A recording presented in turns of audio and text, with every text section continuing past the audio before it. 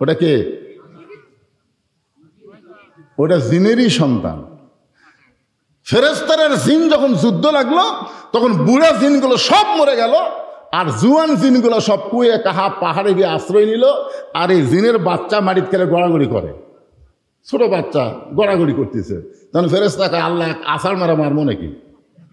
আল্লাহ তখন বললেন, কুল্লু মাউলুদুন ইউলিদু আলাল ফিতরা। এ এখনো পাপ করার বয়সে হয়নি, ছোট, এক মারবা কেন? তো বলে আর তো সবাই দৌড় মারছে, বুড়ারা মরিছে, জুয়ানগুলা সব পাহাড়ের গুহার মধ্যে আশ্রয় নিছে, তাহলে এই ছোটটা কি করব? আল্লাহ বললেন, একে তোমাদের কাছে নিয়ে আসো। তখন ওই ছোট জিনের বাচ্চাকে ফেরেশতারা তাদের কাছে নিয়ে আসলো। আস্তে আস্তে বড় হলো। এক সময় চাল চরিত্র ইবাদত দেখে আল্লাহ তাকে বললেন মুআল্লিমুল মালাইকা। যদিও ফেরেশতা নয়, তারপরে সমস্ত ফেরেশতাদের ওস্তাদ বানায় দিলেন। জোরে বলেন সুবহানাল্লাহ। সবাই সেজদা করলো, ওই মাথা খাড়া করে থাকলো, ওই আর সেজদা করলো না। তো আল্লাহ ডাক দিয়ে বললো, কে ইবলিস, এই সবাই আদমকে সেজদা করলো, তুই করলি না কেন? ইবলিস বলতেছে, আল্লাহ এই মাথা শুধু আপনাকে সেজদা করবে, আপনি ছাড়া অন্য কাউকে সেজদা করবে না। ভালো না খারাপ? খারাপ করে দেখলেন। কথা ভালো, কিন্তু অন্তর। আল্লাহু আলিমুম বিজাতিস সুদূর। আল্লাহ তাআলা ইবলিসের অন্তরের দিকে তাকায় দেখে, ইল্লা ইবলিসা আবা ওয়াস্তাকবার। আদমকে যে ইবলিস সেজদা করেনি, এটা অহংকারের কারণে। জোরে কান, কিসের কারণে? আজও যারা নামাজ পড়ে না, আল্লাহকে সেজদা করে না, এরা হলো ইবলিসের চেলা চামুন্ডা। জোরে বলেন কথা ঠিক? আল্লাহ বলেন, বের হয়ে যা, আমার রহমতের এরিয়ার মধ্যে তোর কোনো জায়গা নাই, যা। তো এখন ইবলিস যাওয়ার সময় বলতেছে, আল্লাহ আপনি যখন আমাকে বাইর করে দিচ্ছেন, আমার থাকার তো কোনো উপায় নাই। তো যাওয়ার আগে আপনাকে একটা প্রশ্ন করবার চাই। আল্লাহ বলে, কি প্রশ্ন? ইবলিস বলতেছে, আল্লাহ আমার প্রশ্ন হলো, আল্লাহ বড় না আদম বড়? প্রশ্নটা খুব খেয়াল করবেন। ইবলিস কি প্রশ্ন করতেছে? যে আমার প্রশ্ন হলো, আল্লাহ বড় না আদম বড়? আল্লাহ কয়, কে রে ইবলিস, এই তোর কি মনে হয়? ইবলিস বলতেছে, আল্লাহ 6 লক্ষ বছর আপনাকে সেজদা করছি, আর আদমকে শুধু একটা সেজদা করিনি।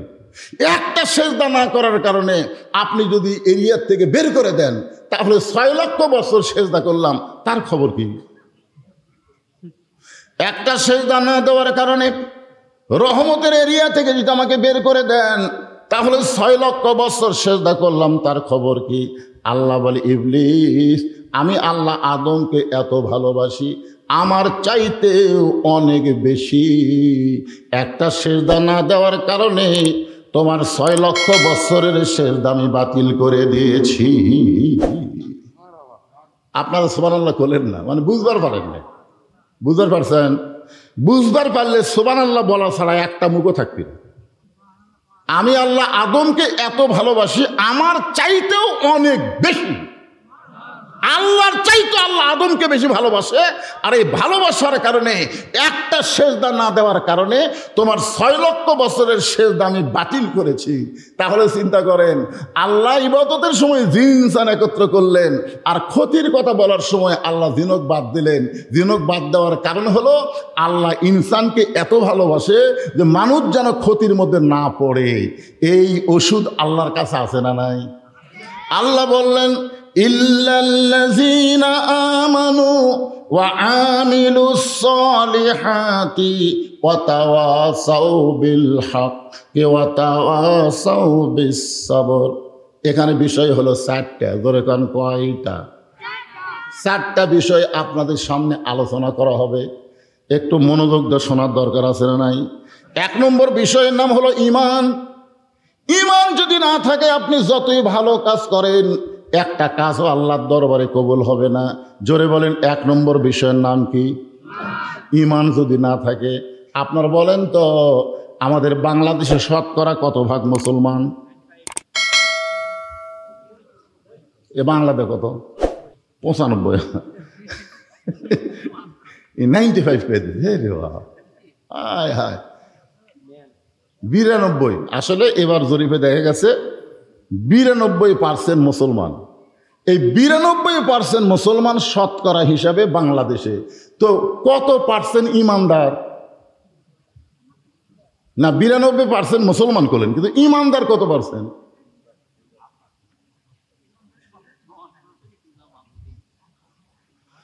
এখন একটা হাদিস আপনাদের বলি, দেখেন তো এই হাদিসটা অনুসারে আপনাদের তেল ধাপের মসজিদের খবর কি? আল্লাহ রাসূল বলেছেন লা সালাতা লা ইমানা, যার নামাজ নাই তার ইমান নাই। এই তেল ধাপ মসজিদের মুয়াজ্জিন সাহেব আছে? কুটি আছে?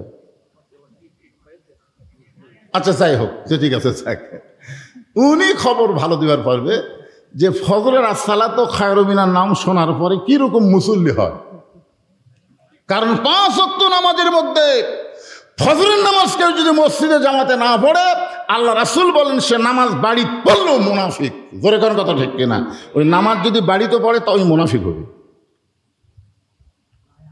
এত গুরুত্বপূর্ণ নামাজ হলো ফজরের নামাজ। এখন চিন্তা করেন আমরা ইমানদার কয়জন?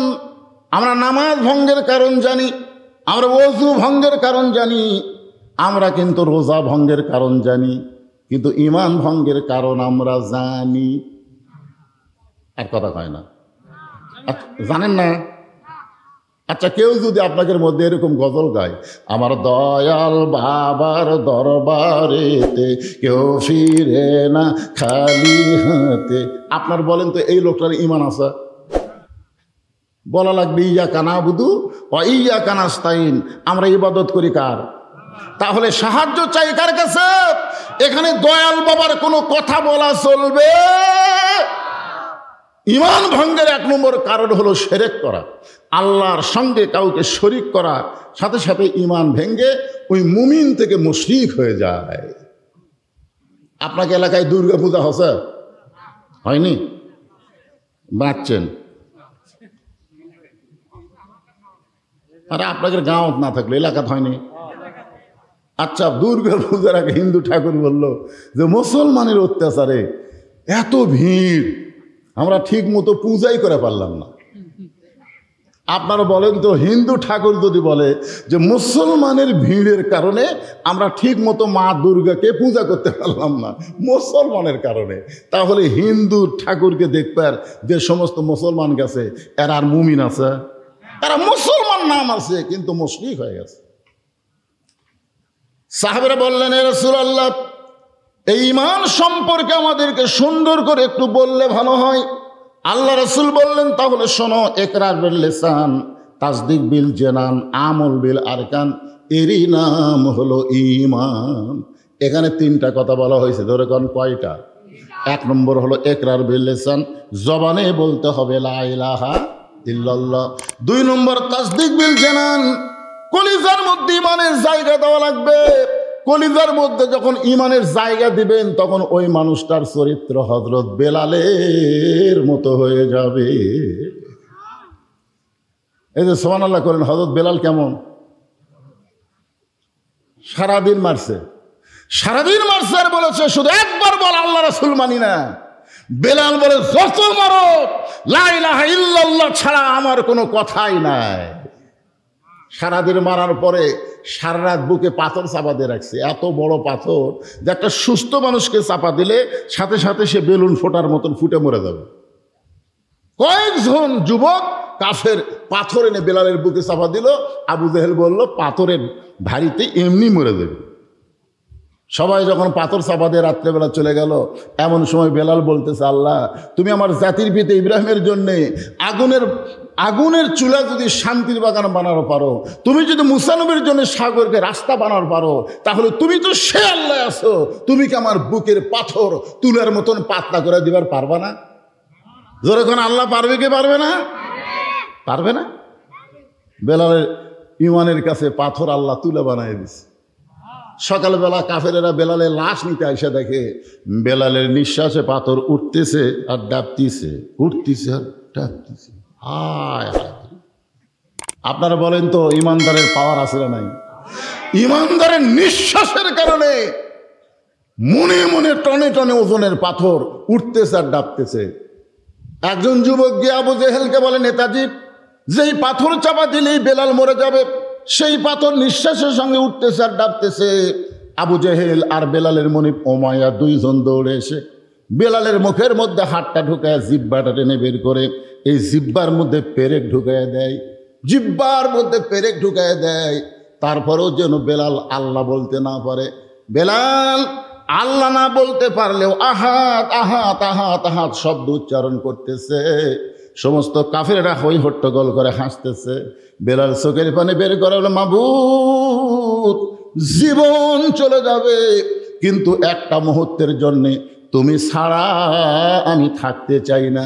সঙ্গে সঙ্গে কোরআনের আয়াত নাজিল হয়ে গেল, ওহুয়া মাআকুম আইনামা কুনতুম। বেলাল তুমি আছো যেখানে, আমি আল্লাহ আছি সেখানে। লিল্লাহে তাকবীর। তাহলে ইমানের 3 নম্বর কি? আমল বিল আরকান। ইমান অনুযায়ী আমল করা লাগবে।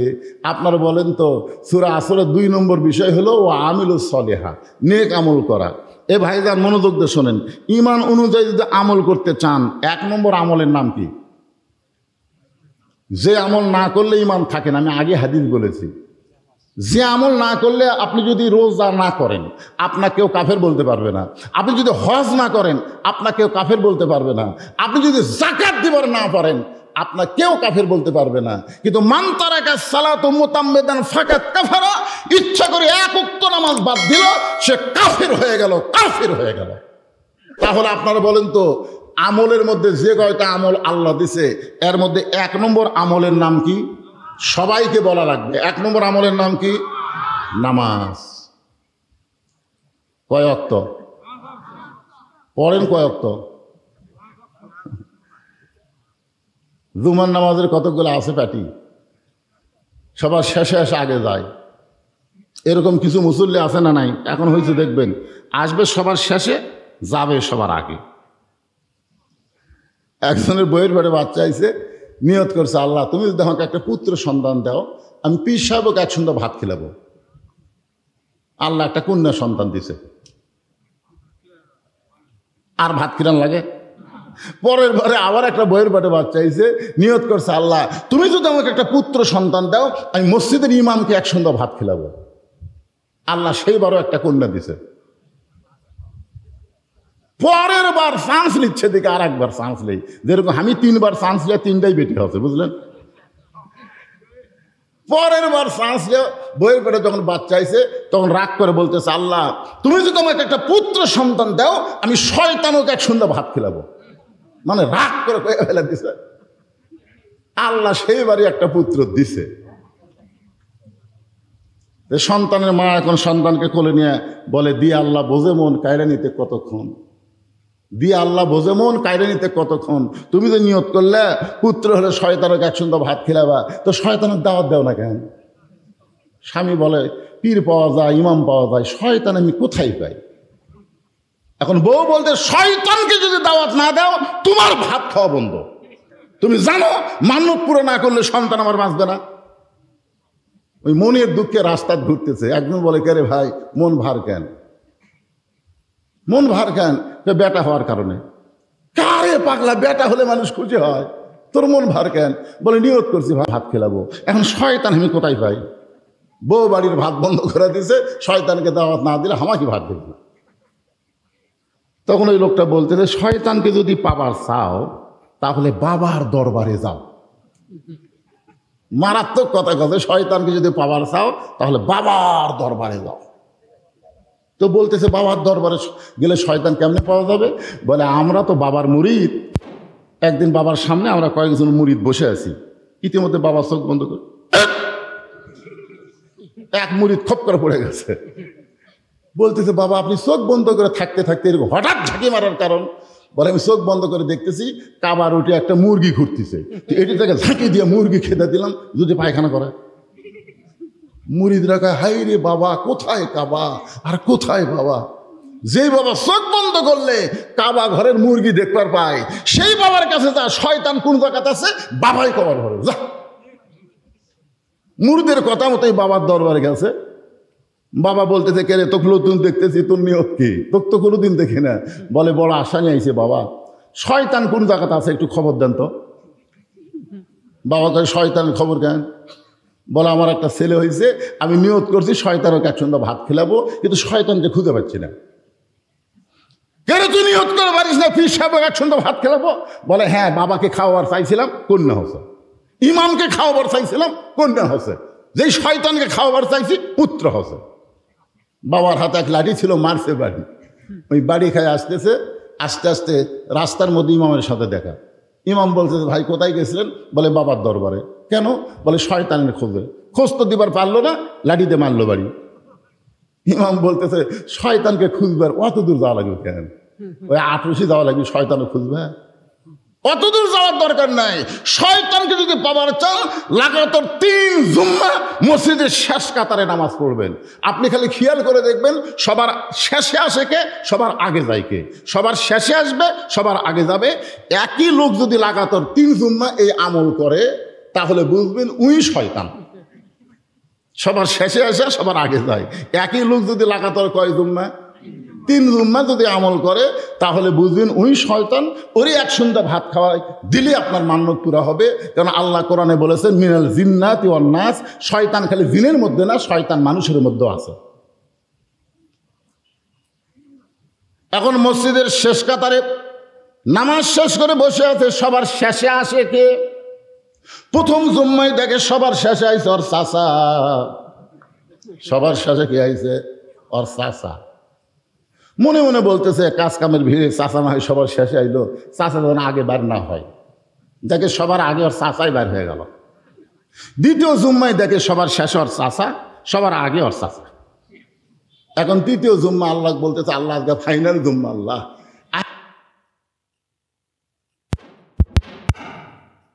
হবে সবার শেষের চাচাই আইছে। ওই এখন বলতেছে আল্লাহ শেষে আইছে, কিন্তু সবার আগে যেন বার না হয়, অন্তত চাচার আগে কেউ একটা বার হোক। কারণ আমি শয়তান দেখবার চাই, তাই বলে বাপের ছোট ভাই শয়তান হোক, এটা আমি দেখবার চাই না। কিন্তু যেই মাত্র সালাম ফিরাছে, চাচাই আগে বার হয়ে গেছে। একদিক দিয়ে খুশি, একদিক দিয়ে বেজার। খুশি হওয়ার কারণ হলো শয়তান পাওয়া গেছে, আর বেজার হওয়ার কারণ হলো চাচাই শয়তান। এখন চাচার বাড়িতে গিয়ে বলে চাচা আগামী সোমবারে আমার বাড়িতে আপনার দাওয়াত, আগামী সোমবারে দুপুর বেলায় আমার বাড়িতে আপনার দাওয়াত। চাচা ছোট বাচ্চার মতন কাঁদতেছে। ভাস্তা বলে চাচা কান্দেন কেন?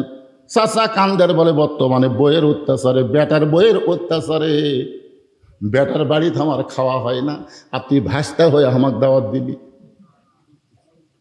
অনেক বেটার বউ আছে,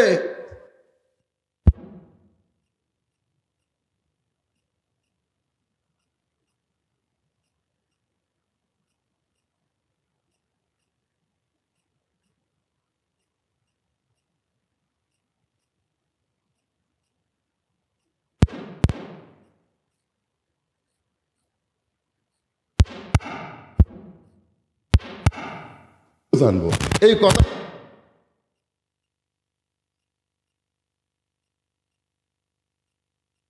মা বলতেছে বাবা গত সপ্তাহে 10 টাকার পান আনছিলি, পান ফুরে গেছে, আজকে যখন ঘোড়াধাপ বাজারে যাচ্ছিস আমার জন্য 1 বিঘা পান আনিস। বলে এই জন্যই তো তাকাই না, খালি খাই খাই খালি খাই খাই। 10 টাকার পান দিয়ে 1 মাস চলান যায় না? নিজের মাকে বলতেছে খাই খাই, আর শাউরের জন্য ডাবার গ্লুকোজ আনবার চাই। এরকম পাটা মার্কা বেটা আছে না নাই? জোরে করে আছে না নাই? এখন চাচা কান্দার বলে বর্তমানে বেটার বইয়ের অত্যাচারে বেটার বাড়িতে আমার খাওয়া হয় না, আর তুই ভাস্তা হয়ে চাচাক দাওয়াত দিলি। ভাস্তা মনে মনে কয় কি দেখে যে দাওয়াত দিছি আগে বলবো না, আগে কাম হয়ে যাক তারপরে বলবো। ধরে কোন ঠিক কি না? বাগান একটু মনোযোগ দেন। এইরকম জুমার নামাজ আদায় করে অনেক আল্লাহর বান্দা। আগামী সোমবারে চাচার ভাস্তার বাড়িতে চাচার দাওয়াত। আমি আপনাদের অবশ্যই বলবো খবরটা কি হয়।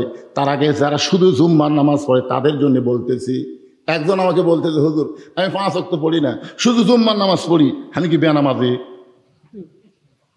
কন আপনি কন, আমি তো জুম্মার নামাজ পড়ি হুজুর, তাই বলে কি আমি বেনামাজি?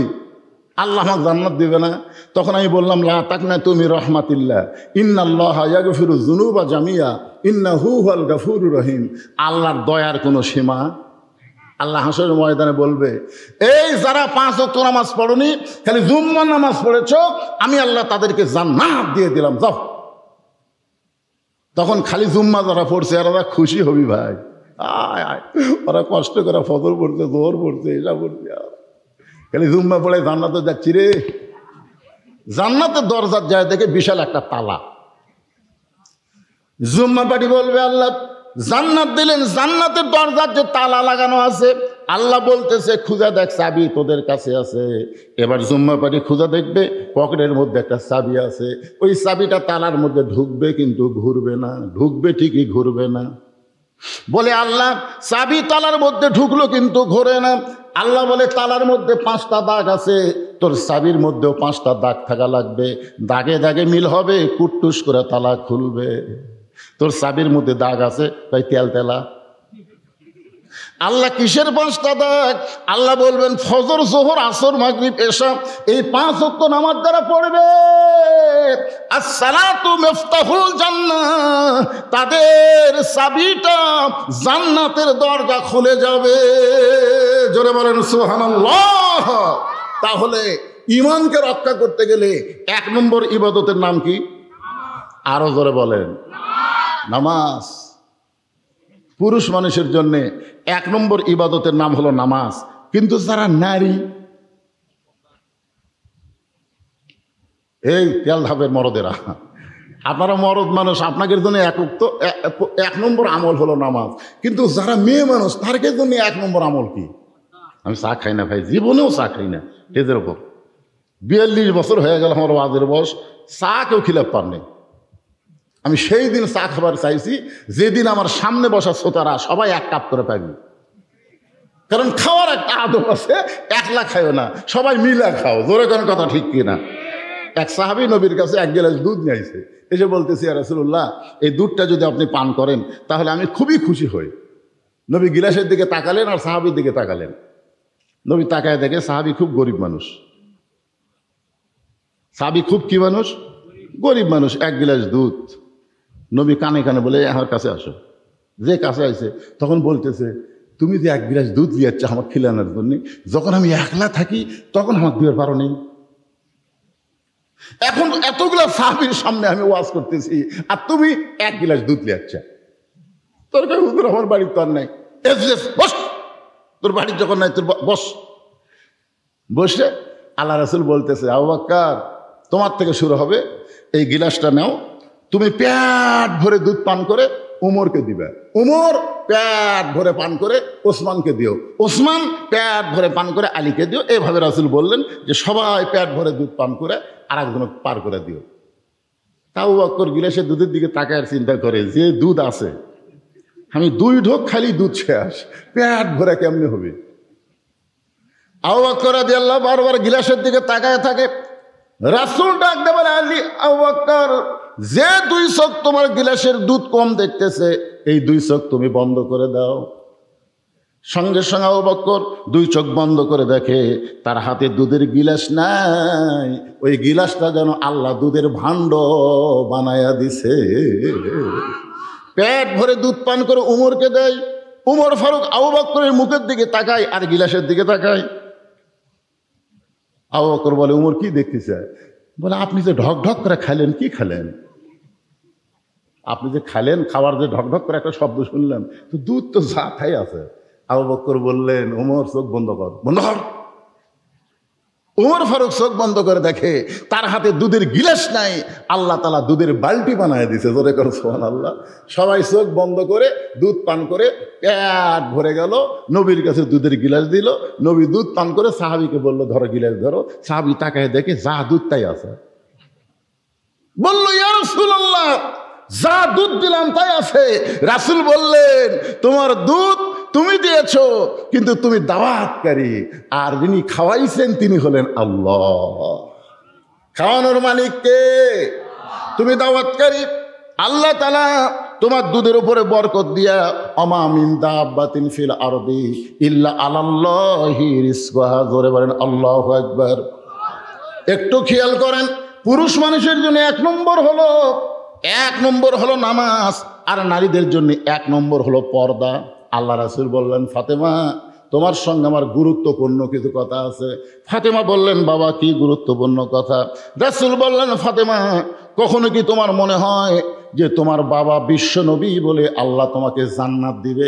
এই কথা কি কখনো মনে হয়? ফাতেমা বলতেছে, বাবা সব সময় আমার মনে হয় আমার বাবা বিশ্ব নবী, এই ওসিলায় আল্লাহ আমাকে জান্নাত দেবে। রাসূল বললেন, ফাতেমা বিশ্ব নবীর মেয়ে হওয়ার কারণে আল্লাহ তোমাকে জান্নাত দেবে না। জান্নাতে যদি যাওয়ার চাও, জান্নাতের আমল করে তোমাকে জান্নাতে যেতে হবে।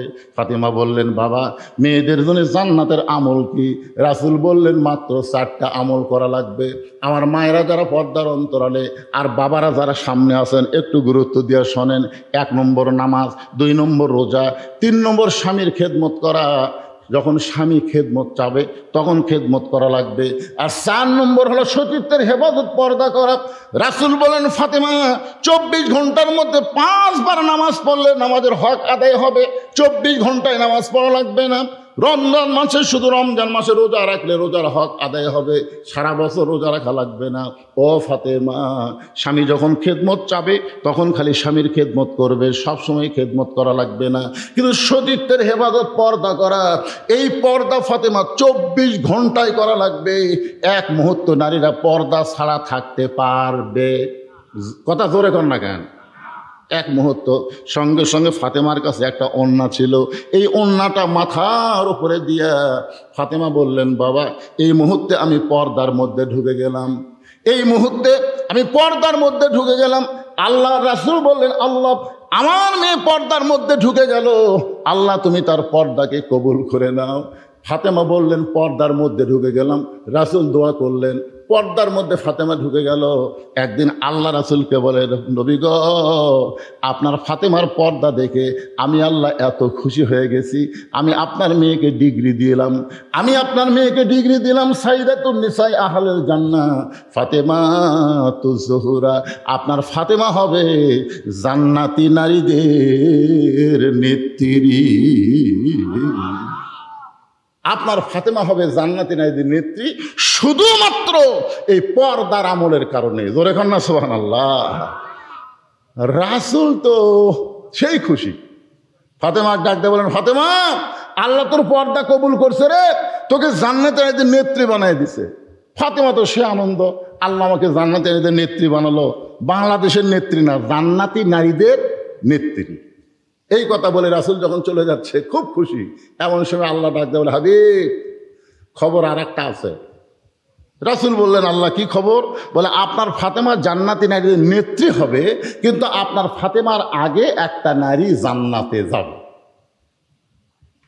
যেই বলছে আপনার ফাতেমার আগে একটা নারী জান্নাতে যাবে, সঙ্গে সঙ্গে নবী বলেন, আল্লাহ আমার ফাতেমা পর্দার কারণে জান্নাতে নারীদের নেত্রী হলো, কিন্তু আমার ফাতেমার আগে যে মেয়েটা জান্নাতে যাবে ওই মেয়েটার আমল কি? আল্লাহ রাসূলকে আল্লাহ বললেন, ওই যে একটা বাড়ি দেখতেছেন? বলে হ্যাঁ। ওই বাড়ির সামনে একটা জঙ্গল দেখা যায়? বলে জি। ওই জঙ্গলের সামনে ছোট্ট একটা ঝুপড়ি ঘর, ওই ঘরটা হলো একটা কাঠুরিয়ার ঘর। ওই কাঠুরার বিবি জামিলাকে আমি আল্লাহ সবার আগে জান্নাত দিয়ে দিব। আমার মায়েরা যারা পর্দার অন্তরালে, একটু চিন্তা করে দেখেন, জামিলা এমন কি আমল করলো যে আমল করার কারণে সাইয়্যিদাতুন নিসায়ে ফাতেমাতে জান্নাতের নারীদের নেত্রী ফাতেমার আগে জামিলাকে জান্নাত দিবে। এটা মেয়ে মানুষের জন্য শোনার দরকার আছে না নাই? আমাদের মেয়েগুলো যদি ভালো হয়, আমাদের দুনিয়ায় জান্নাত হবে, দুনিয়ায় জান্নাত। একদিন হোসেন রাদিয়াল্লাহু নবীর কাছে গিয়ে বলে, নানু ভাই আমি একটু আপনার কাছে যাবার চাই, আমি একটু আপনার কাছে যাবার চাই। আল্লাহ রাসূল বলেন, হোসেন এখন দরজা খোলা যাবে না, এখন আমি জান্নাতে আরাম করতেছি, জান্নাতে আরাম করতেছি। হোসেন বলে, আমার নানা ভাঙ্গা ঘরের মধ্যে কথা কয়, আর নানা জান্নাতে আরাম করে, এটা কেমন জান্নাত রে? জান্নাত গিয়ে উকি বেড়া দেখে বিশ্ব নবী তার বিবির উরাতের উপরে মাথা দিয়ে শুয়ে আছে। হোসেন রাগ করে বললেন, নানা আমার নানির উরাতের উপরে মাথা দিয়ে শুয়ে থাকলে জান্নাতে থাকা যায়? নবী বললেন, তুই ছোট্ট মানুষ, তুই বুঝবি না, তোর নানির মতন বউ যদি কেউ ঘরে পায়, ওই ঘরটা দুনিয়াতে আল্লাহ জান্নাত বানায় দেয়। সুবহানাল্লাহ, জোরে বলেন। আজকে যে বউগুলো আমরা পাচ্ছি, এই বউগুলোর কারণে যে সন্তানগুলো দুনিয়াতে আসতেছে, এই সন্তানগুলো অধিকাংশ খারাপ হচ্ছে।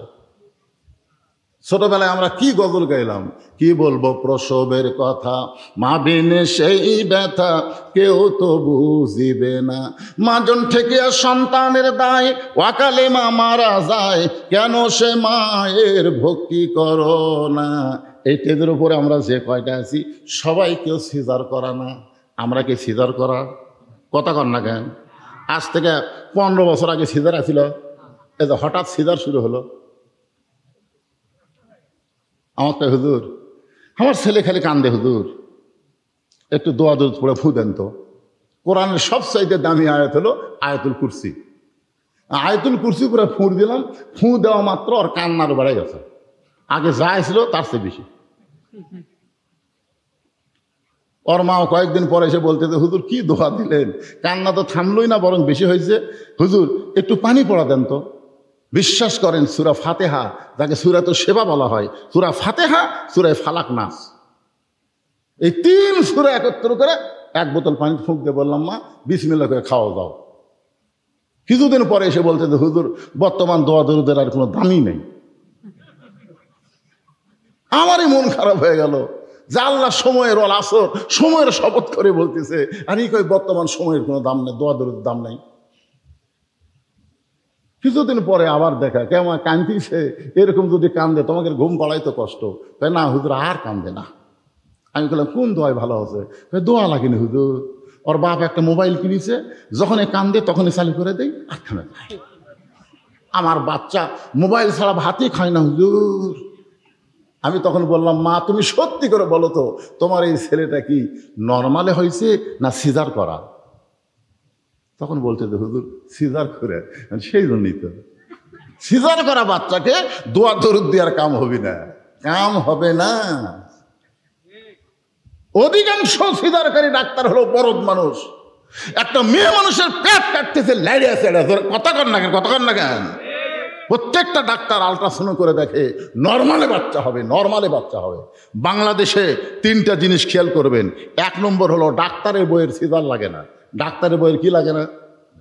2 নম্বর হলো মৌলানার বাড়িতে মিলাদ লাগে না।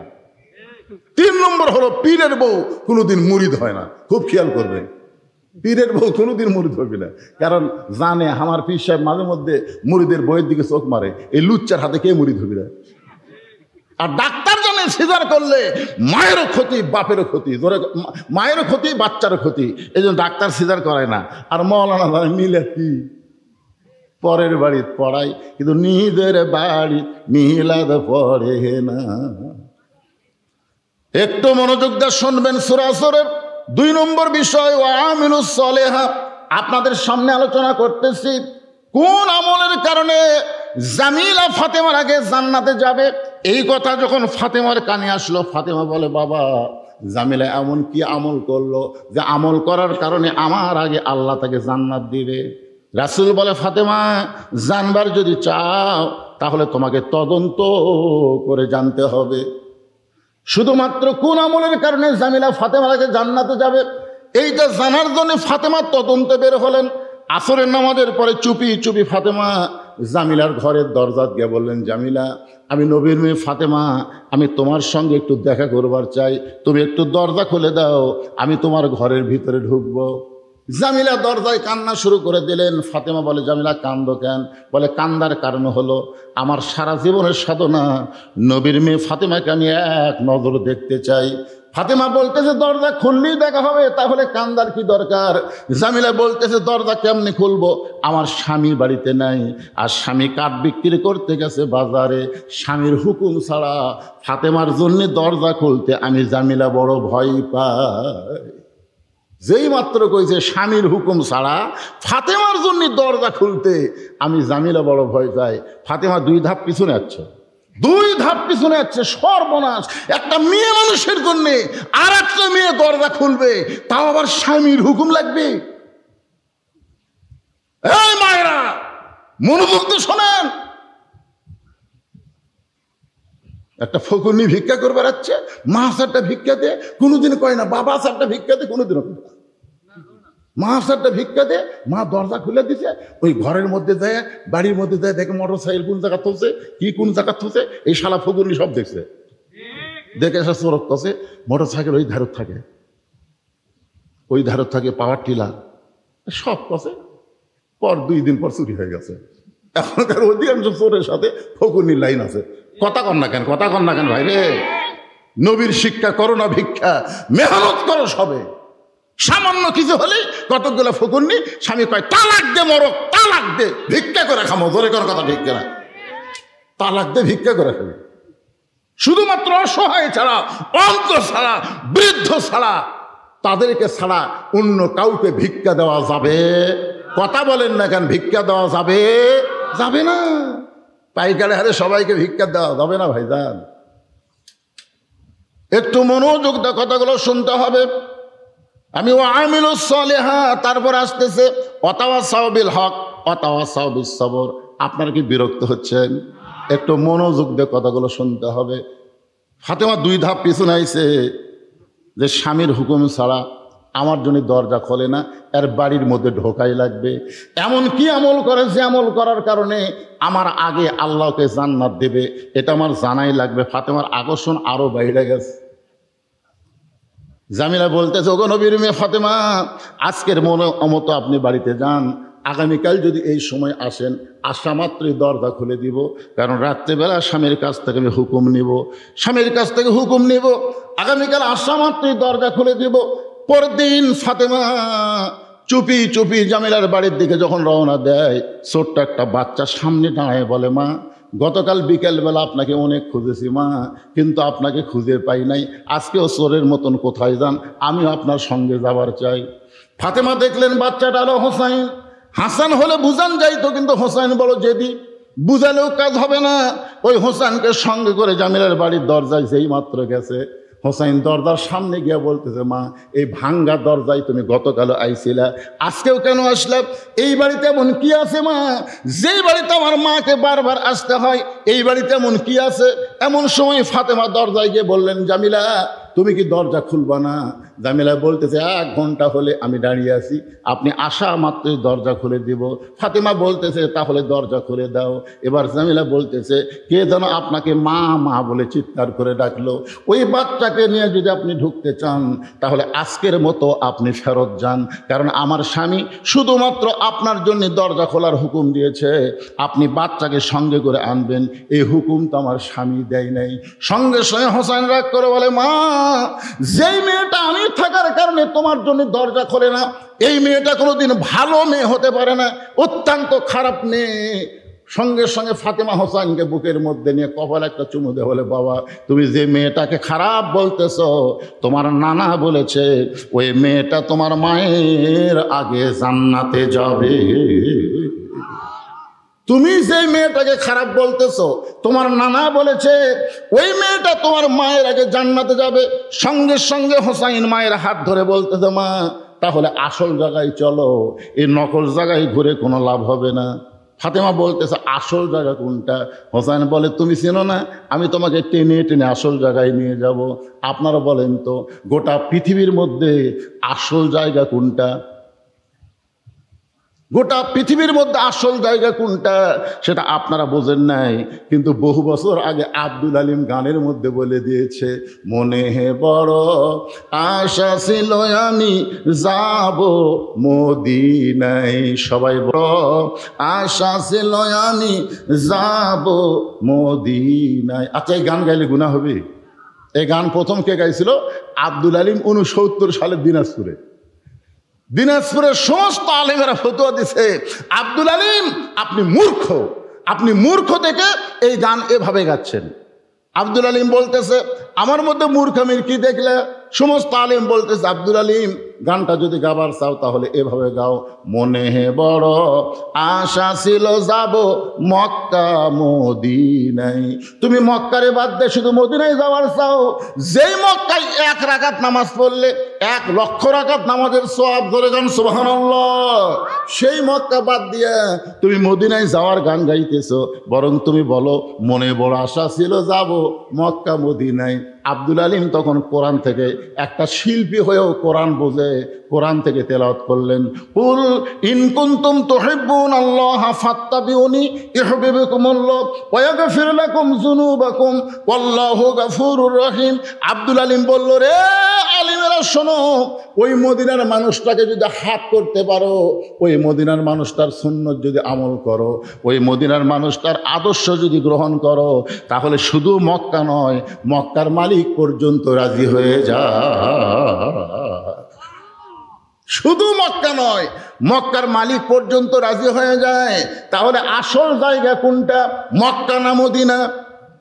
সবাইকে বলা লাগবে কোনটা, আরো জোরে। আচ্ছা, আপনাকে যদি সরকার একটা টিকিট দেয়, বলতেছে দুটো টিকিট আছে, একটা মক্কা যাওয়ার টিকিট, যারা মক্কায় যাবি তারা মদিনায় যাওয়ার পারবি না, আর একটা টিকিট হলো যারা মদিনায় যাবি তারা মক্কা যাওয়া পারবি না, আপনারা কোন টিকিট কাটবেন? কেন কাটবেন? কারণ মক্কা কি আছে, কথা কয় না, আল্লাহর ঘর।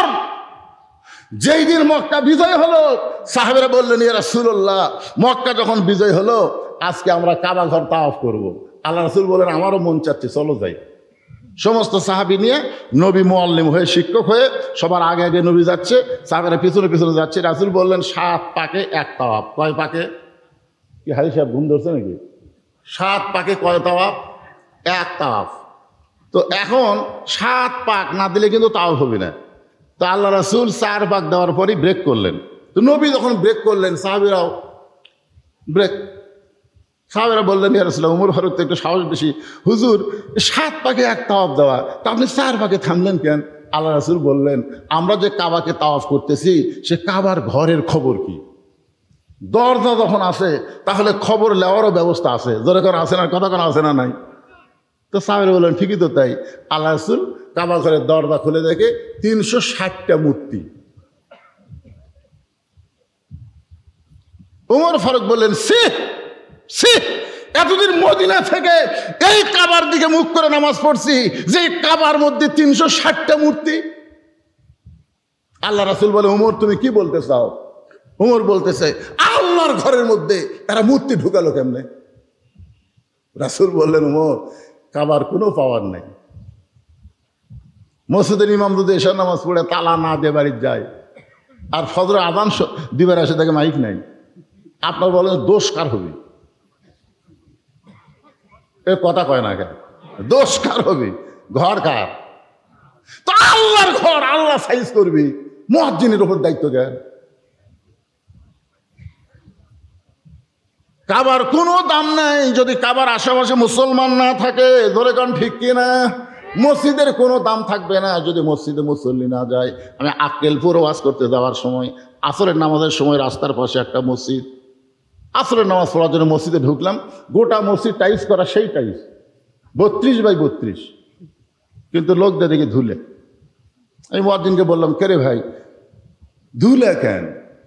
ঝাড় দাও না। কয়, হুজুর আজান দেয়, আকামত দেয়, কেউ আসে না, তো খামাকা ঝাড় দিয়ে কি হবে? এই দেখেন, আমি যেটি নামাজ পড়ি এটি পরিষ্কার, আমি নামাজ পড়ি গামছা দিয়ে বাড়ি মারি, আল্লাহু আকবার। তা আজকে আপনি যখন আসছেন আপনার জন্য পরিষ্কার করে দিচ্ছি হুজুর। হ্যাঁ, তাহলে ঝাড় দাও না। না হুজুর, শুধু জুম্মার দিন ঝাড় দিই, শুধু নামাজের দিন ঝাড় দিই। আমাদের এলাকার লোকেরা মনে করে জুম্মার দিন হলো নামাজের দিন। মনে আছে চাচার কথা, মনে আছে না ভুলে গেছে? সব মনে থোবা। আগামী সোমবার ভাস্তার বাড়ি চাচার দাওয়াত, একটা খেলা হবে, ধরে কারণ কি হবে? একটা খেলা। শুধু জুম্মার নামাজ পড়ে, 5 ওয়াক্ত পড়ে না। একটু মনোযোগ দেন। হুসাইন মায়ের হাত ধরে টেনে টেনে নিয়ে আসছে আল্লাহর নবীর কাছে। আল্লাহর নবীর কাছে এসেছে, ফাতেমা জোড়হাত করে বলতেছে, বাবা আমার কোনো দোষ নাই, আমি প্রথম দিন গেছি স্বামীর হুকুম নাই দেখে জামিলা দরজা খোলে নাই, আমি দ্বিতীয় দিন গেছি এই হুসাইন সঙ্গে থাকার কারণে দরজা খোলে নাই, আমি আরো 10 দিন যাব কোন আমলের কারণে, আমার আগে আল্লাহ জামিলাকে জান্নাত দিবে, আমি জানবই জানবো, কিন্তু এই হুসাইন আমার সর্বনাশ করছে। হাত ধরে আপনার কাছে নিয়ে আইছে। সঙ্গে সঙ্গে হুসাইন দৌড়ে গিয়ে নানার হাত ধরে বলে, নানা তোমার কাছে আমার প্রশ্ন হলো, তোমার মা বড় না আমার মা বড়?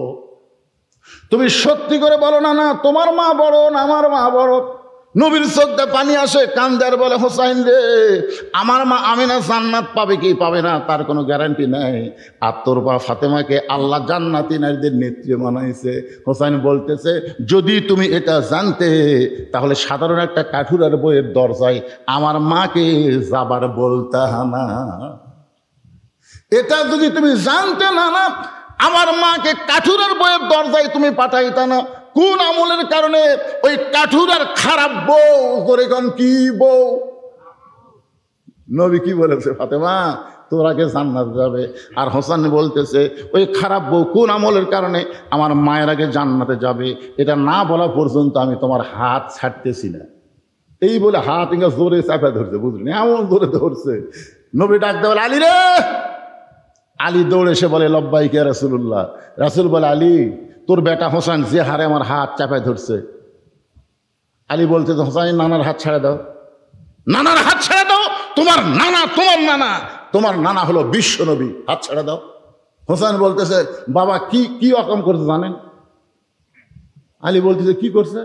বলে আমার মাকে কাঠুরের বউয়ের দরজা পাড়া দিচ্ছে, আমার মায়ের আগে নাকি কাঠুরের বউ জান্নাতে যাবে। আলী বলতেছে তাহলে জোরে হাত ধর। তো নবী বলতেছে কেন জোরে হাত ধরবে কেন? জোরেই তো ধরা লাগবে। কে আগে জান্নাতে যাবে কে পরে জান্নাতে যাবে এটা আপনি পুরুষ মানুষকে বলেন যে 1 নম্বর আবু বকর জান্নাত, 2 নম্বর উমর জান্নাত, 3 নম্বর ওসমান জান্নাত, 4 নম্বর আলী জান্নাত।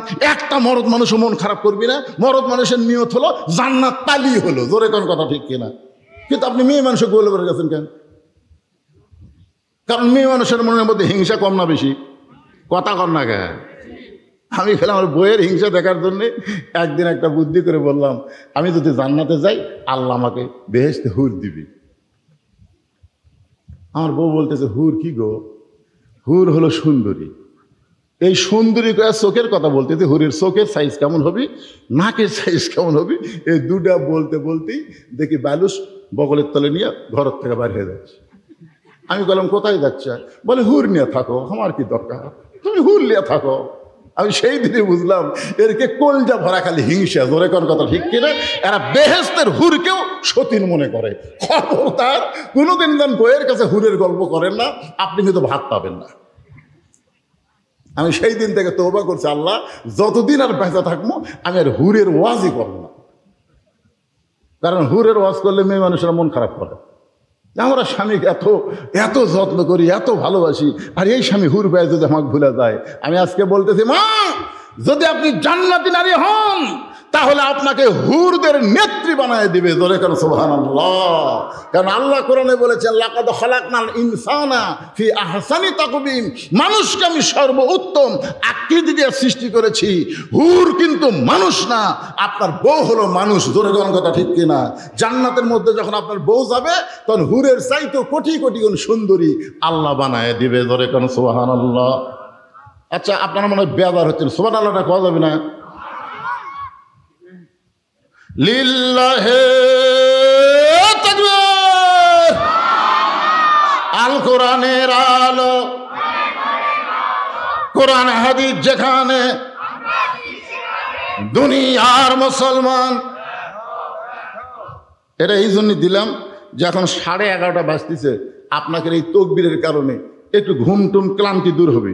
মানে তকবীর এত একটা পাওয়ারফুল জিনিস, বুঝলেন? গুজরাটে যে মোদির, বর্তমান যে ভারতে মোদি নাই, উনি কিন্তু গুজরাট প্রদেশের একসময় মুখ্যমন্ত্রী ছিল। ওই সময় মুসলমান গুজরাটের হিন্দুরা একটা দাঙ্গা লাগছিল, আপনাদের মনে আছে কিনা? যারা শিক্ষিত লোক তারা জানবে। হাজার হাজার মুসলমানকে এই মোদি কষায় মারছিল। তখন মুসলমান আন্দোলন শুরু করে দিল, মারেই যখন ফেলে দিচ্ছে তাহলে আর বাড়ির থেকে লাভ নাই। সব মুসলমানেরা জীবন দেওয়ার জন্য রাস্তাতে সে তকবীর দেওয়া শুরু করলো, ইল্লাহি তাকবীর, আল্লাহু আকবার। একটা হিন্দু মেয়ের 3 দিন হলে বাচ্চা হচ্ছে না, খালি গড়ায় আর কান্দে, বাচ্চা হয় না। তখন বাপ মাও চিন্তা করতেছে এক সিজার না করলে বাচ্চা হবে না। সিজার করার জন্য অ্যাম্বুলেন্স করে হাসপাতাল নিয়ে যাচ্ছে। এরই মধ্যে মুসলমানের মিছিল। একজন মুসলমান যেই কইছে লিল্লাহি তাকবীর, সমস্ত মুসলমান আল্লাহু আকবার যখন কইছে, ওই যে অ্যাম্বুলেন্সের মধ্যে হিন্দু মেয়ে আসছিল ওই এরকম ঝাঁকি দিছে, ওই তকবীরের ছোট এরকম ঝাঁকি দিছে, চেল্লত করে বাচ্চা বের হয়ে গেছে। বাপ মাও কয় কে রে, 3 দিন হলে ভগবান ভগবান করে কান্দি, বাচ্চা হয় না। আর মুসলমানের তকবীরে বাচ্চা বের হলো, তাহলে তো আমাদের ভগবানের কোনো দাম নাই। অ্যাম্বুলেন্স ঘুরে বাড়ি ফিরে গেছে। 2 মাস পর সাংবাদিক সম্মেলন করে গোটা পরিবারের সমস্ত হিন্দু ভগবানকে কবর দিয়া আল্লাহকে বিশ্বাস করেছে। ধরে কোন সুবহানাল্লাহ। শুধুমাত্র এই তকবীরের কারণে, খালি তকবীর। আপনারা বলেন তকবীরের দাম আছে না নাই? তকবীর দিলে সবচাইতে খুশি হয় কে? আরো জোরে। আর সবচাইতে বেজার হয় কে? শয়তান। আপনি সুবহানাল্লাহ সুবহানাল্লাহ বলেন, শয়তান আপনার কাছে থাকবে। আলহামদুলিল্লাহ আলহামদুলিল্লাহ পড়েন, শয়তান কাছে থাকবে। কিন্তু যেই আল্লাহু আকবার বলবেন, যত জোরে বলবেন ওই তত জোরে দৌড় মারবে। আল্লাহ রাসূল বলেছেন, জোরে তাকবীর দিলে শয়তান এত জোরে দৌড় দিবি আর পিছন দিকটা বাতাস বের হয়ে যাবে। জোরে কারণ কি বের হবে? বাতাস, বাতাস। আল্লাহ রাসূল বলেন, আলী নিষেধ করেছিলাম কিন্তু আজকে বলার হুকুম দিয়ে দিলাম। কোন আমলের কারণে? ওই কাঠুরেরও জামিলা ফাতেমার আগে জান্নাতে যাবে, এইটা আমি তোমাকে নিষেধ করেছিলাম, আজকে বলার হুকুম দিয়ে দিলাম। আলী বলতেছে, হুজুর আপনি কিন্তু নিষেধ করেছিলেন।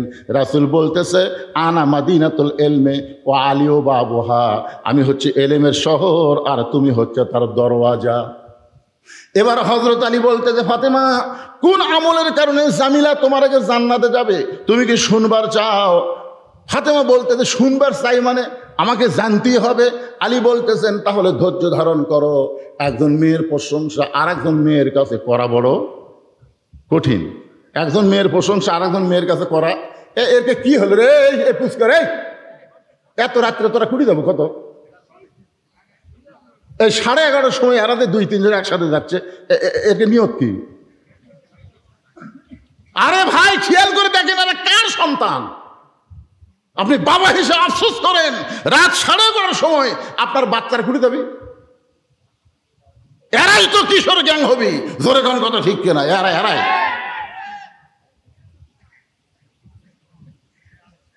যুবকেরা খালি মনোযোগ তো শোনো। সোমবার দিন চাষা যাবি ভাইস্তার বাড়ি দাওয়াত খাবা। শুক্রবারের ফজিলত কি আজকেই বুঝা পাবা। আমার মা বোনদের জন্য বলতেছি, আমার মায়েরা ভালো হওয়ার দরকার আছে না নাই? জোরে কোন আছে না নাই? আলী বলতেছেন, ফাতেমা তোমার কি মনে আছে একদিন দুপুরবেলা তুমি কাঁদতে কাঁদতে আমার সামনে? আমি আগে বললাম, ফাতেমা কান্দো কেন? বলে, কান্দার কারণ হলো আমার হাসান হোসাইন না খাইয়া ঘুমায় গেছে। ঘুম থেকে চেতন পায়ে খাবার চাবে, কিন্তু গোটা বাড়ি খুঁজে দেখলাম কোনো খাবার নাই। ওগো স্বামী, আমি খোঁজতে দেখলাম আপনার একটা টাকাও নেই। তাহলে আমার হাসান হোসেন ক্ষুধার জ্বালায় ঘুমায় গেছে, এখন ঘুম থেকে উঠে যদি খাবার চাই আমি কী করব? এই জন্য একটা ওড়না এনে আপনার হাতে দিলাম। এই ওড়নাটা বিক্রি করে যেই টাকা হবে সেই টাকা দিয়ে আপনি খাবার নিয়ে আসবেন। আলী বলতেছেন, ফাতেমা তোমার ওড়নাটা আমি জামার পকেটের মধ্যে ঢুকাই ফেললাম, কারণ আমার মনের মধ্যে সন্দেহ হলো এই ওড়নাটা বের করে যদি বিক্রি করবার চাই আর খরিদ্দার যদি জিজ্ঞাসা করে ওড়না কার, আমি যদি বলি আমার বইয়ের ওড়না, তাহলে খরিদ্দার মনে মনে চিন্তা করবে যেই স্বামী বইয়ের জিনিস বেচা খায় এই স্বামী হলো দুর্বল স্বামী। কথা বুঝলেন না? যেই স্বামীরা বইয়ের জিনিস বেচা খায় এরা কি স্বামী? ভাত খায় আর বারবার বইয়ের গলার দিকে তাকায়। ভাত খায় আর গলার দিকে তাকায়। তো বউ ব্লাউজের বোতাম খুলে দিছে, দেখো কি দেখতে হয়, ইনকা তাকাও কেন? স্বামী বলতেছে, হচ্ছে না রে, হচ্ছে না। বউ কয়, কি হচ্ছে না? আমার জমির ধারে এক জমিবার আছে, 80,000 টাকা দাম, আমার 60,000 টাকা আছে, 20,000 টাকার জন্য এই জমি হাত ছাড়া হয়ে গেল। বউ বলতেছে, ইন্নাল্লাহা মাস সাবিরিন, ধৈর্য ধরেন, এবার হয়নি সামনেবার হবি। স্বামী রাগ করে কয়, তোর বাপের জমি, আমার জন্য 1 বছর থবি। বউ কয়, আমার উপর রাগ করেন? রাগ করি না রে, এই যে বিয়ের সময় তোর বাপ যে মালা দিছে, যেই মালা গলার দিয়ে আমার ভাত খাওয়াস, এই মালা খালি সোনার মালা, এর কোন সাইজ আছে? 1 ভরি সোনার মালা আমাকে দে। এই মুসলমানের বাচ্চা ভাত সামনে নিয়ে বলতেছি, আগামী বছর এই সময় তো 2 ভরি সোনার নতুন মালা বানিয়ে দেবো রে। এমন চাটি মারছে, চাটির ছোটে বউ মালা খুলে দিছে, ওই মালা বেছে জমি লিছে। মেয়েরা কিন্তু সব হিসাব না তুলে কত হিসাব থই। 1 বছর পরে স্বামী বলতেছে, কে গো তুমি যে গত বছর মালা বেছে জমি দিলে, 1 বছর চলে গেল, আমার মালার খবর কি? স্বামী বলতেছে, তুই বদরুশিদের ওয়াজ শুনিস নি? বউ কয় বলছি তো আবার কি ওয়াজ করছে? বলছি তো ওয়াজ করছে মেয়েরা কেবলমাত্র এক ব্যক্তির জন্য সাজতে পারবে, সেই ব্যক্তি হলো তার স্বামী। স্বামী ছাড়া অন্য কারোর জন্য মালা গলার দেওয়া জায়েজ নাই। তাহলে আমি স্বামী, আমার জন্যই তো গলা মালা দেব। তা আমার যদি মালা ছাড়াই ভালো লাগে তাহলে মালার কি দরকার রে? ভালোবাসা হলো অন্তরে। জোরে কর কথা, ঠিক কিনা? আয় বউ কয় হাই রে সিটার রে। এইরকম কতগুলো স্বামী আছে না নাই? বইয়ের জিনিস বেচা খায়। জোরে কোন কার জিনিস? বইয়ের জিনিস বেচা খায়। আলী মনে মনে চিন্তা করে ওন্না বিক্রি করবার গেলে যদি কেউ জিজ্ঞাসা করে এটা কার ওন্না, আমি যদি বলি আমার বউ ফাতেমার ওন্না, তার লোকটা মনে মনে চিন্তা করবে আলী বড় দুর্বল হয়ে গেছে, বইয়ের জিনিস বিক্রি করতেছে। আলী পকেটের মধ্যে নিয়ে গোটা বাজার ঘুরতেছে। হঠাৎ একজন খরিদ্দার এসে বলে আলী ভাই, আলী ভাই আপনি মনে হয় কিছু বিক্রি করবেন। আলী চমকে উঠছে, আমি বিক্রি করব এটা আমার আল্লাহ জানে আর আমি জানি, দুনিয়ার কোনো মানুষ তো জানার কথা না। হঠাৎ হযরত আলী দেখতে পাই ওই লোকটা ব্যাগ ফাঁক করে ধরছে। আলী ওন্নাটা যেই মাত্র ব্যাগের মধ্যে দিল, লোকটা একটা বার ওন্নার দিকে তাকালো না। ওই ব্যাগের মাথা ধরে আলীর হাতে 6টা দিরহাম দিয়ে কোথায় যেন উধাও হয়ে গেল। হযরত আলী 6টা দিরহাম নিয়ে এক দৌড়ে খাবার দোকানদারের কাছে গিয়ে বললেন ভাইজান আমার হাসান হোসেন না খেয়ে ঘুমায় গেছে, চেতন পাইলেই খাবার চাবে, এই 6টা দিরহামের যে খাবার হয় সে খাবারটা একটু টোপলা করে দাও। দোকানদার টোপলা করে যখন আলীকে দিবে, আলী পকেট থেকে যখন 6টা দিরহাম দোকানদারকে দিবে, এমন সময় এক ফকির এসে বলতেছে আলী রে আজকে 3 দিন হলে আমার বাড়িতে কোনো খাবার নাই। আলী আজকে 3 দিন হলে আমার বাড়িতে কোনো খাবার নাই। আলী মনে মনে চিন্তা করে আল্লাহ কোরআনে বলেছেন আম্মা সাইলা ফালা তানহার, সাইলকারীকে খালি খালি ফেরত দেওয়া যাবে না। আমি কি করব? আমার 1টা দিরহাম ফকিরকে দান করব আর 5টা দিরহাম নিয়ে হাসান হোসেনের জন্য খাবার নিয়ে যাব। এই মনে করে ফকিরকে যখন 1টা দিরহাম দান করতে চাই, এমন সময় আল্লাহর কোরআন বলতেছে ওমা তুনফিকু মিন শাইইন ফি সাবিলিল্লাহি ওয়াফা ইলাইকুম ওয়া আনতুম লা তুজলামুন।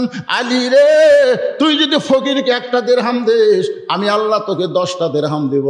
তুই যদি 2টা দিরহাম দিস আমি আল্লাহ তোকে 20টা দিরহাম দেব। তুই যদি 6টা দিরহাম দান করিস রে আলী আমি আল্লাহ তোকে 60 দিরহাম দিয়া দিব। জোরে সোরে বলেন সুবহানাল্লাহ। হযরত আলী 6টা দিরহাম ফকিরকে দান করে দেয়। এখন দোকানদার বলতে আলী ভাই এই যে খাবার টোপলা করলাম, টোপলার খবর কি? আপনি 6টা দিরহাম তো দিয়া দিলেন, এখন টোপলা কি করব? আলী বলতেছে 1 টোপলা দিয়ে আমার হবে না, তুই 2 বস্তা খাবার প্যাকেট কর। আল্লাহর কোরআনকে বিশ্বাস করে হযরত আলী বাজারের মধ্যে ঘুরতেছে। এমন সময় এক ব্যক্তি উট নিয়ে বাজার দিকে আসতেছে। আলীর সালাম দিয়ে বলে আলী ভাই উটটাকে আপনি কিনবেন? আলী বলতেছে 1 পয়সা পকেটে নাই, উটটা কেমনে নিব? উটওয়ালা বলতেছে 100 দিরহাম বাকিতে উটটা কিনবেন, বিক্রি করে আমাকে টাকা দিবেন, এটাও কি আপনি পারবেন না? আলী বলতেছে আমার জীবনে এমন ভাগ্য কোনোদিন হয় নাই। 100 দিরহামে বাকিটা উটটা কিনে যেই মাত্র উট বিক্রি করার বাজারে গেলাম, চারিদিক থেকে মানুষ আমাকে ঘিরে ধরে বলতেছে আলী ভাই আপনি হলেন শিক্ষামন্ত্রী। জোরে কান সুবহানাল্লাহ। আল্লাহর নবী যখন মদিনার রাষ্ট্রপতি ছিলেন ওই সময় আলীকে আল্লাহর নবী শিক্ষামন্ত্রীর দায়িত্ব দিয়েছিলেন। ধর্মমন্ত্রী হলেন আবু বকর, আইনমন্ত্রী হলেন হযরত ওমর, অর্থমন্ত্রী হলো ওসমান গনি, আর শিক্ষামন্ত্রী হলেন হযরত আলী। সুবহানাল্লাহ কোন জোরে কোন ভাবে। আচ্ছা বাংলাদেশে আলীর মতন শিক্ষামন্ত্রী যদি থাকতো তাহলে ফরকানিয়া মাদ্রাসার জন্য ভিক্ষা করা লাগতো, চায়ে চিন্তা করা লাগতো, প্রাইমারির জন্য ভিক্ষা করা লাগতো, একদম বাকদম ঘরম সাথে ঢাক ঢোলক ঝাঁঝর বাজে এই মিথ্যা শিক্ষার জন্য 1টা পয়সাও খরচ করা যাবে না। জালিকাল কিতাবুল আরাইবা হুদাল লিল মুত্তাকিন, যেখানে আল্লাহর কোরআনে শিক্ষা হয় সেই শিক্ষার জন্য সরকারের বাজেট হবে। জোরে কোন কথা ঠিক কিনা? কথা বলেন। কিন্তু যে কয়টা শিক্ষামন্ত্রী আমরা পাচ্ছি সব শালাই নাস্তিক। রাসূল বলেছেন খায়রুকুম মান তাআল্লামাল কোরআন ওয়া আল্লামা। একেবারে ছেলেবেলে রে তোরা যে রাস্তা ঘুরিস তোর কি ঘোরনি ব্যারাম হসা? এই দেখেন দেখেন দেখেন ছোটবেলা একটা গান শুনছিলাম চাবি মাইরা দিছে সাইরা, চাবি মাইরা দিছে সাইরা জনম ভরা ঘুরিতাছে। এমন শয়তানি লোক চাবি মারছে ভাই, ওরা খালি মেলা ঘুরতেছে, এই দাঁত দিয়ে যায় আর বসে না বসে না। কেরে সোমবার দিন চাচা ভাইস্তার বাড়ির যাবি, তারপরে তোরা বসিস না কেরে? দেখছো দেখছো দুইজন খাটা দাঁতের লাল চাই তা বসে না।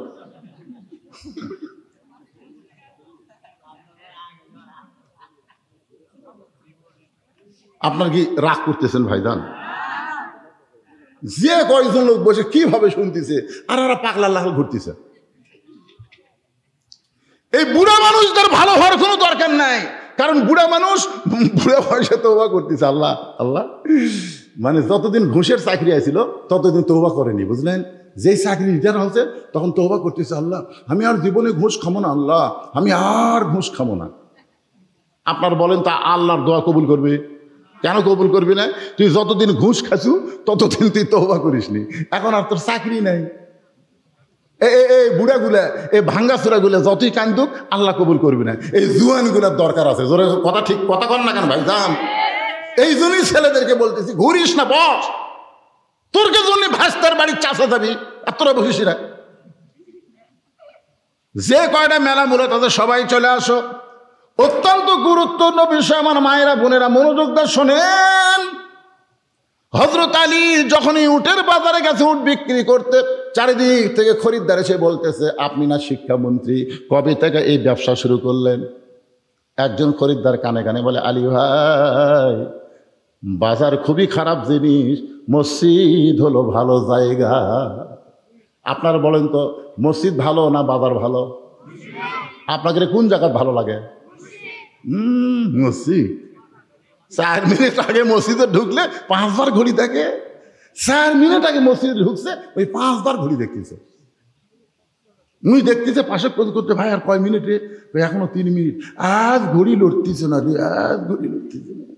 আর ঘোড়া ধাপ বাজারের যে ঘন্টার পর ঘন্টা চা স্টলে বসে আছে, একবার ঘড়ি দেখে না। আল্লাহুম্মা আফতাহলি আবওয়াব রহমাতিক, এই দোয়া পড়ে মসজিদ ঢোকা মানে আপনি ঢোকেন নাই, আল্লাহ আপনাকে রহমতের দরজা দিয়ে রহমতের সাগরে ঢুকাইছে। জোরে কোন কথা ঠিক না? হ্যাঁ, বাজার অত্যন্ত খারাপ জিনিস। আলী ভাই উটটার দাম কত নিবেন? আলী রাগ করে বলতেছে আমি দাম চাবো না, তুমি যা মনে হয় একটা বলো। খরিদ্দার বলতেছে 160 দিরহাম দিলাম। হযরত আলী উটটা বিক্রি করে 100 দিরহাম উটওয়ালাকে দিয়া বাকি 60টা দিরহাম না দোকানে গেছে। দোকানদারকে বলতেছে ভাই খবর কি? বলে আপনার কথা মতো 2 বস্তা খাবার প্যাকেট করেছি, দাম কত? বলে 60 দিরহাম দিলেই চলবে। হযরত আলী 60টা দিরহাম দিয়া 2 বস্তা 2 কান্দে নিয়া বাড়ির দিকে রওনা দিলেন। যেই মাত্র বাড়ির কাছে দরজাটা ভিড়ানো ছিল, কিন্তু আলী দরজার কাছে আসা মাত্রই দরজার খিল লেগে গেল। মানে ফাতেমা জানলা দিয়ে খালি দেখতেছে যে অন্য বিক্রি করবার দিলাম, এত দেরি হয় কেন? কিছুক্ষণের মধ্যে তো হাসান হাসান চেতন পাবি, আর চেতন পাই তো খাওয়ার জন্য কানবি। আমার স্বামীকে হাটক যায়, কি হলো রে? এ জানলা দিয়ে দেখতেছে, দেখতে দেখতে দেখে 2 বস্তা। মনের মধ্যে সন্দেহ হয়েছে, অন্য বিক্রি করার টাকা দিয়ে বড় জোর 1 টোপলা হবি, এই 2 বস্তা কোথায় পাবি? এই 2 বস্তা কান্দে দেখে খুশি না হয়ে রাগ করে দরজায় খিল লাগা দিস। আলী বলতেছে ফাতেমা দরজা খোলো। ফাতেমা বলতেছে 2 বস্তা কেমনে পাইলেন আগে সেটা বলেন। আলী বলতেছে ফাতেমা দরজা খোলো। ফাতেমা বলতেছে অন্না বিক্রি করার টাকা দিয়ে বড় জোর 1 টোপলা খাবার হবে, আপনি 2 বস্তা কোথায় পেলেন আগে সেটা বলেন। আলী বলতেছে ফাতেমা দরজা খোলো। ফাতেমা বলতেছে আগে বলেন 2 বস্তা কেমনে হলো? 10 বার। কয়বার? ফাতেমা 10 বার কইছে, আলীও 10 বার কইছে। ফাতেমা বলতেছে 2 বস্তা কোথায় পাইলেন যতক্ষণ না বলবেন ততক্ষণ দরজা খুলবো না। এমন সময় আল্লাহর কোরআন সামনে এসে বলতেছে আর রিজালু কাওয়ামুনা আলান নিসা, পুরুষেরা থাকবে নারীদের উপরে। সুবহানাল্লাহ কোন। বহুদিন আমরা বাংলাদেশে নারীদের তলে ছিলাম, আগামী ইলেকশনে আর যেন নারীদের তলে না থাকা না লাগে, মরদ মরদ যেন আমাদের নেতা হয়। জোরে কোন কথা, হে কথা বলেন। আল্লাহর কোরআনে বলেছে আর রিজালু কাওয়ামুনা আলান নিসা, পুরুষেরা উপরে থাকবে, নারীরা তলে থাকবে। আলী কয় ফাতেমা তুই দরজা খুলবো না, আর আমি তো আগেই কমো, আমি তো তলে থাকবো। রাগ করে 2 বস্তা কান্দে করে নবীর দরবারে গেছে। যেই মাত্র হযরত আলী নবীর দরবারে, এমন সময় নবী বসেছিলেন, নবী দাঁড়িয়ে গেলেন, নবী দৌড়ে এসে আলীকে সালাম দিলেন। সালাম দিয়ে আলীর কপালে একটা চুমা দিয়া কাঁধ থেকে 2 বস্তা নবী নামায় নিলেন। নবী 2 বস্তা আলীর কাঁধ থেকে নামাই নিলেন, কিন্তু আলীর মুখে কোনো হাসি নাই। রাসূল বললেন, আলী রে, আমি দৌড়ে এসে 2 বস্তা তোমার কাঁধ থেকে নামাই নিলাম, তোমার কপালে চুমা দিলাম, তোমার সালাম দিলাম, এরপরেও তোমার মুখটা ভার দেখতেছি, তোমার মুখে হাসি নাই কেন? আলী বলতে, হুজুর আপনি অত্যন্ত ভালো মানুষ, কিন্তু আপনার মেয়ে ভালো না। আপনি অত্যন্ত ভালো, আসা মাত্র আপনি আমাকে সালাম দিয়া আমার কপালে চুমা দিয়ে আমার কাঁধ থেকে 2 বস্তা নেমে নিলেন, আর আমি ঘন্টার পর ঘন্টা দরজার ডাড়া ছিলাম, আপনার মেয়ে দরজা খোলে নাই। রাসূল বলে, আলী রে, ফাতেমা যদি দরজা খুলতো তুমি কি আমার কাছে আসতা? আলী বলতেছে, না হুজুর, ফাতেমা দরজা খুললে আমি আপনার কাছে আসতাম না। রাসূল বলে, আলী, আমার মেয়ে ইচ্ছা করে দরজা খোলে নাই তোমাকে আমার কাছে পাঠায় দেওয়ার জন্যে। আলী চমকে গিয়ে বলতেছে, ইয়া রাসূলুল্লাহ, এটা কেমন কথা?